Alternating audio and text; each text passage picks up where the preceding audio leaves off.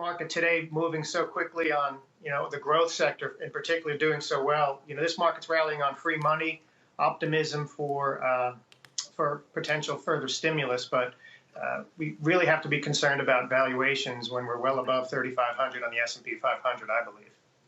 Michael, just 2 weeks ago, strategists were forecasting that a blue wave would be the worst outcome for the equity market. But with today's rally and that coinciding with the latest poll suggesting Biden is widening his lead, why do you think the narrative has changed?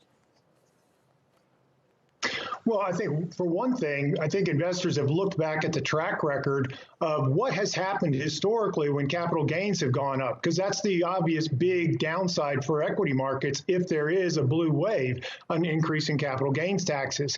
And historically, the 87 and the 2013 increases in capital gains were associated with a big uptrend in equities.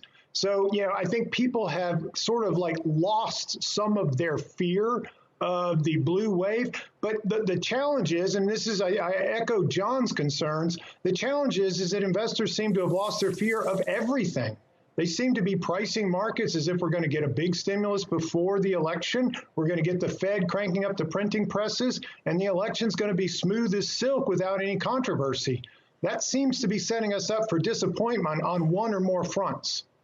John, do you think the market is becoming immune to higher taxes, or is it this notion that the Fed will be there to provide that support, whether a stimulus bill gets passed or not? Well, stock valuation is always about, in our estimation, earnings and interest rates, and we certainly have confidence that the Fed is going to be a tailwind. But as Michael talked about capital gains taxes, we also have to factor in the corporate tax rate. Corporate profits next year are projected to be at record levels.